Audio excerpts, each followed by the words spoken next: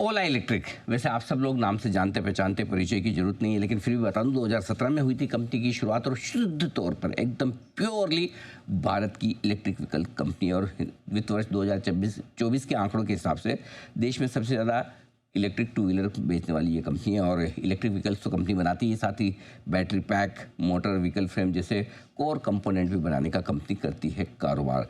7 product launch कर चुकी है, 4 की नई घोषणाएं कर चुकी है। और आइए, कल नतीजे भी आए हैं इस कंपनी के, और मैं बता दूं आपको, कल वैसे बाजार के दौरान आ गए थे नतीजे और कल 20% स्टॉक ऊपर भी था। आप सोचेंगे ऐसा कैसे कि 50% आय कम हुई हो कंपनी की, 828 करोड़ पर आई हो, और नुकसान भी है कामकाजी लेवल पर 237 करोड़ का, और नेट लेवल पर लॉस 428 करोड़ का, लेकिन उसके बावजूद स्टॉक कल था 20% के ऊपरी सर्किट पर। आइए मुलाकात करते हैं कंपनी के चेयरमैन और मैनेजिंग डायरेक्टर भाविश अग्रवाल साहब हमारे साथ कार्यक्रम में हो रहे हैं शामिल। भाविश सर ने IIT बॉम्बे से कंप्यूटर साइंस में BTech की डिग्री हासिल की है और ओला कैब्स, ओला इलेक्ट्रिक सबकी स्थापना भाविश साहब ने की है। सर गुड मॉर्निंग, बहुत बहुत स्वागत है आपका, धन्यवाद हमें समय देने के लिए। टॉक ऑफ द टाउन है सर, आपके नतीजों के बाद जो आपने तगड़ा गाइडेंस दिया है वो बाजार में चर्चा का विषय है। पहले तो मैं आप ही के मुंह से सुनना चाहता हूं सर, बताएं किस तरह का गाइडेंस लेकर चल रहे हैं आप अपनी कंपनी के लिए वित्त वर्ष 2026 को लेकर। अनिल जी, आपके प्रोग्राम पर आने आने के बुलाने के लिए थैंक यू एंड काफी अच्छा अच्छा है यहाँ पे होना। जी तो हमारा जो क्वार्टर रिजल्ट आया था अनिल जी, उसमें 2-3 मैं हाइलाइट्स करना चाहूंगा आपके ऑडियंस के लिए। एक तो हमारा Q1 का जो गाइडेंस था उस पे इनलाइन रिजल्ट्स थे हमारे, एंड स्पेसिफिकली हमारा ऑटो बिजनेस जो है उसमें हमारी बॉटम लाइन परफॉर्मेंस काफी अच्छी रही। इनफैक्ट जून के महीने में ऑटो सेगमेंट हमारा एबिडा पॉजिटिव भी था। तो ये एक बहुत इंपॉर्टेंट माइलस्टोन है कंपनी के लिए, क्योंकि ये पहली बारी हमारी हिस्ट्री में है कि हमारा ऑटो सेगमेंट एबिडा पॉजिटिव है। और profitability, not only profitability but cash flow भी हमारे ऑटो सेगमेंट में, operating cash flow almost neutral था, सिर्फ -27 करोड़ था फॉर द होल क्वार्टर। तो ये बहुत इंपॉर्टेंट टर्न अराउंड दिखाता है बिजनेस का। पिछले 2-3 क्वार्टर से हम बिजनेस की एक टर्न अराउंड कर रहे थे कि प्रॉफिटेबल भी रहे और ग्रोथ भी करें। एंड Q1 उस डायरेक्शन में एक बहुत इंपॉर्टेंट पड़ाव है हमारे लिए, एंड इसी मोमेंटम को हम आगे लेके चलेंगे। आगे जाते आगे अगर देखें अनिल जी, तो हमारे 2-3 इंपॉर्टेंट माइलस्टोन्स हैं।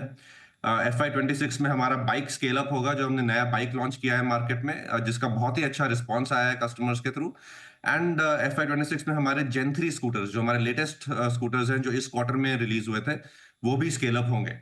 तो हमारे जितने सारे स्टोर्स हैं उसमें धीरे धीरे करके Gen 3 और बाइक स्केल अप होगा। उससे ये जो FY26 का हमने एक आउटलुक दिया है, ऑलमोस्ट 3.25 लाख प्रोडक्ट से 3.25 लाख व्हीकल्स का, that should be in line with these new products.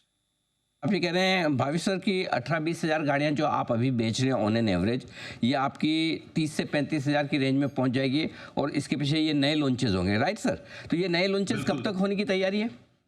Anil ji, launches हो चुके हैं हो इस चुके हैं। क्वार्टर में, पिछले Q1 क्वार्टर में हो चुके हैं, और ये प्रोडक्ट भी मार्केट में आ चुके हैं, और कस्टमर्स को डिलीवरीज भी हो गई हैं। तो अभी हमें वो अच्छा ट्रैक्शन देखने को मिल रहा है on this new products. Margin sir, आपने गाइडेंस दिया है बड़ा कि आपका ऑटो बिजनेस तो आपने जैसा बताया कि मुनाफे में आ चुका है अभी, और आप मार्जिन में मेरे ख्याल से 35 से 40% की रेंज में वहाँ पर दे रहे हैं, जो अभी 25% के आसपास है। इतने एग्रेसिव टारगेट आपने जो रखे हैं मार्जिन को लेकर, कैसे हासिल करेंगे सर? अनिल जी, देखिए हमारा Q1 में ग्रोस मार्जिन जो है ऑटो सेगमेंट का 25.6 आया था। Q4 में यही 13.7 था। तो Q4 से Q1 में ऑटो मार्जिन काफी इंप्रूव हुआ है, एंड इसका भी कारण है हमारे जो नए प्रोडक्ट्स आए हैं जिनमें कॉस्ट स्ट्रक्चर हमारा काफी कम है। उसके कारण हमारा मार्जिन इंप्रूव हुआ है। और अभी आगे का देखें तो हम अभी Q1 में हमारे पास PLI भी नहीं थी, क्योंकि हमारे नए प्रोडक्ट्स पे PLI सर्टिफिकेशन अभी नहीं हुआ था। तो ये जो मार्जिन है सारा बिना PLI के है, और PLI 12-13% आती है, वो Q2 से आनी शुरू होगी, तो वो तो ऊपर सीधा एड ऑन हो जाएगी। एंड देन इसके बियॉन्ड थोड़े और मार्जिन हमारे कॉस्ट रिडक्शन एक्टिविटीज से आएंगे। तो सब ऐड करके 35 से 40% हमारा कंपनी का ग्रोस मार्जिन परफॉर्मेंस होना चाहिए through this year. On EBITDA margin also हमने अपने ऑपेक्स कॉस्ट को काफी कम किया है पिछले 2 क्वार्टर में। महीने का हमने जो टारगेट रखा था 110 करोड़ का, उससे कम कर दिया है, अब 105 करोड़ हो गया है कॉस्ट, एंड वो और इंप्रूव होता रहेगा over the next few months. तो all this will add up to EBITDA margin performance also. बिल्कुल ठीक बात है। भाई सर एक चीज़ पूछना चाहता हूँ, वैसे तो आप नंबर 1 हैं, मार्केट लीडर है, अभी भी आपके पास 33% मार्केट शेयर है, लेकिन थोड़ा-थोड़ा कम हो रहा है। ट्रेडिशनल प्लेयर टीवीएस जैसे, बजाज जैसे, हीरो वो भी दूसरे वीडा के साथ आकर अब कर रहा है। तो क्या आप सोचते हैं कि किस तरह से आप मार्केट शेयर बचाएँगे पहली चीज़? और दूसरा किस लेवल पर मार्केट शेयर में आप कंफर्टेबल हैं, हाँ ठीक है, इतना है मेरा तो काफ़ी है? अनिल जी, मैं एक एग्जांपल से समझाऊंगा। ये देखिए, जी, टेस्ट मैच हुआ है अभी, एंड हर टेस्ट मैच में ना हर बॉल पे छक्का नहीं मारा जाता। राइट। बिल्कुल ठीक बात। हुँ, बिजनेस टेस्ट मैच की तरह है। तो हुँ, हुँ, देर पिछले एक साल, पिछले 2-3 साल जब हम ग्रो कर रहे थे तो बहुत हाइपर ग्रोथ था इंडस्ट्री में। अभी टाइम है थोड़ा कंसोलिडेट करने का, स्टेबलाइज करने का और प्रॉफिटेबिलिटी इंप्रूव करने का। एंड उसमें आप देखिए हमारी कंपनी की परफॉर्मेंस टॉप नॉच है। बाकी कंपनीज का ग्रोस मार्जिन, प्रॉफिटेबिलिटी इस लेवल पे नहीं है। ईवी ओनली कंपनीज जो हैं, या फिर बाकी कंपनीज के ईवी सेगमेंट्स, प्रोडक्ट तो सब ले आएंगे, बट प्रोडक्ट पे सस्टेनेबली पैसा बनाना ईवी में बहुत मुश्किल रहता है। एंड वो हमने अब करके हम कर रहे हैं। जो Q1 में भी हमारी परफॉर्मेंस रही है और आगे भी इंप्रूव होगा। तो इस डायरेक्शन में कंपनी फोकस्ड है कि प्रॉफिटेबल ग्रोथ की स्ट्रैटेजी को एग्जीक्यूट करें। प्रोडक्ट्स भी हमने अपने क्वार्टरली रिलीज में बताए हैं कि हमारे पास बहुत स्ट्रांग पाइपलाइन है प्रोडक्ट्स की, जो एक एक करके हम मार्केट में लाएंगे, जिससे और ग्रोथ आएगी ओवरऑल मार्केट में और हमारे वॉल्यूम्स में भी। तो ये बैलेंस स्ट्रैटेजी जो है प्रॉफिटेबल ग्रोथ की, this is the calling of the moment, and इस पे अब कंपनी ऑलरेडी नंबर 1 है। भावेश अग्रवाल साहब बड़ी सुर्खियों में रहते हैं, खबरों में रहते हैं, चर्चाओं में रहते हैं। पिछले 6-8 महीनों से सर मतलब एकदम बड़े आप शान से हैं और मतलब आपको देखने सुनने का मौका नहीं मिला। अब इन नतीजों के बाद और दमदार गाइडेंस के बाद वापस आप आए हैं। क्या कुछ पिछले 6-8 महीनों में खास किया आपने आपकी कंपनी ने? अनिल जी, पिछले 2 क्वार्टर से काफी हम लोग, पूरी मैनेजमेंट टीम बहुत फोकस्ड है बिजनेस पे। एंड बिजनेस पे हमें अपने वॉल्यूम बढ़ाने हैं और प्रॉफिटेबिलिटी अचीव करनी है। एंड इसीलिए आप देखेंगे Q1 में दोनों हुए हैं, वॉल्यूम भी Q4 से बढ़े हैं और प्रॉफिटेबिलिटी पे सिग्निफिकेंट इंप्रूवमेंट हुआ है। और ना सिर्फ ये, हमारी इंडस्ट्री में मैक्रो स्तर पे काफी रिस्क रहते हैं, supply chain risk, rare earth का रिस्क है। तो उस पे भी कंपनी का जो R&D फोकस है, उस पे एकदम डबल डाउन करके हम काम कर रहे हैं कि ये जो मैक्रो रिस्क हैं, सप्लाई चेन रिस्क हैं, इसको ढंग से नेविगेट किया जाए। तो हमने अपनी रेयर अर्थ स्ट्रैटेजी भी इस क्वार्टर में शेयर करी है कि हम रेयर अर्थ फ्री मोटर बना रहे हैं, जो कि टेक्नोलॉजी इनोवेशन है और हमारे प्रोडक्ट्स में अगले क्वार्टर में आएगा। हमारा काफी टाइम जा रहा है, हमारा जो सेल बिजनेस है, इंडिया की पहली गीगा फैक्ट्री, उसको हम प्रोडक्शनाइज करें। तो इस क्वार्टर में हमारा सेल हमारी गाड़ी में आएगा। तो ये बहुत डीप वर्टिकल इंटीग्रेशन जो हम कर रहे हैं, इसमें पूरा 120% फोकस है हमारा। बिल्कुल। सर वो तो मैं जानता हूँ कि आप टेक्नोलॉजी के मामले में या नए बिज़नेस के मामले में आप शांत बैठने वाले नहीं। कुछ न कुछ आपका डेफ़िनेटली दिमाग, क्योंकि जब आपने ओला इलेक्ट्रिक शुरू किया तो सब लोग सोच रहे थे भई चलो कैब चलाना, टैक्सी चलाना, एग्रीगेटर बनना वो एक आसान काम है ज़्यादा। हालाँकि वो भी आसान काम नहीं है ऐसी बड़ी इंटरनेशनल कंपनियों के सामने, लेकिन फिर भी वो आपने कर दिखाया। बोला कि लेकिन मैन्युफैक्चरिंग कैसे करेगी ओला? कौन से भावेश अग्रवाल साहब को आता है? अब नया क्या आप करने जा रहे हैं सर? अभी आपने ये गीगा फैक्ट्री तो लगा दी, राइट? What next?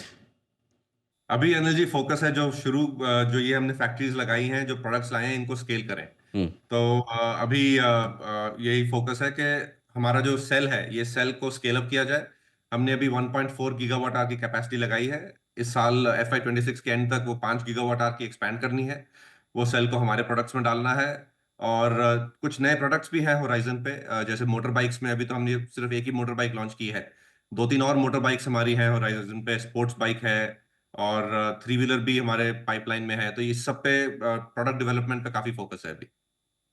बिल्कुल ठीक बात है। सर एक चीज़ और पूछना चाहता हूँ आपके जितने इन्वेस्टर्स हैं उनके बिहाफ़ पे, क्योंकि ब्रांड ओला की बहुत स्ट्रॉन्ग है, हाउस होल्ड ब्रांड है, हर आदमी ओला को नाम से जानता है। लेकिन स्टॉक आपका 100-125 रुपये से घट के 40 रुपये आ गया आज, तो फिर भी ठीक है, अब 50 के आसपास है। कई सारे इन्वेस्टर्स हैं, आईपीओ के वक्त से भी, बाद में भी इन्वेस्टेड है। उनको बड़ी उम्मीदें थी कि मार्केट लीडर है, यंग एंटरप्रेन्योर है, लाइफ में कुछ ना कुछ हमेशा अलग और नया करते हैं, लेकिन पैसे नहीं बने उनके। क्या आप मैसेज देंगे अपने इन्वेस्टर्स को? मैसेज अनिल जी यही है कि कंपनी का एक मिशन है कि इंडिया में ईवी को एक्सेलरेट किया जाए। और उस मिशन में हम पूरे लगे हुए हैं। समटाइम्स कुछ स्पीड बम्प्स आते हैं और वो स्पीड बम्प्स को कंपनी एकदम ट्रांसपेरेंटली हैंडल करेगी, जैसे कि पिछले 2 क्वार्टर में किया है। पूरा positives as well as challenges openly share करेगी, and more often than not we will solve all challenges as what we are doing, के सारे जो भी हमारे चैलेंजेस आए हैं वो सब हम सॉल्व कर रहे हैं। क्योंकि ये जो मिशन है ये एक नेशनल मिशन है कि इंडिया के लिए बहुत इंपॉर्टेंट है कि ईवी को स्केल अप किया जाए, पेट्रोल जो हम इंपोर्ट करते हैं उसको कम किया जाए, कंट्री की stability, environmental cleanliness, future technology सब इससे डिलीवर हो सकता है। ओह! क्या बात है। बिल्कुल मैं उम्मीद करता हूँ कि सर आपके इन नतीजों के बाद जो तगड़ा गाइडेंस और जो आपका कॉन्फिडेंस है आपके इन्वेस्टर्स, शेयर होल्डर्स जो हैं उनमें डेफ़िनेटली भरोसा लौटाने की कोशिश करेगा। मजबूत गाइडेंस दिया है। शुभकामनाएँ सर कि उम्मीद करें आप ये नहीं इससे ज़्यादा अचीव करें और आज हमें समय देने के लिए बहुत-बहुत धन्यवाद। Thank you so much sir.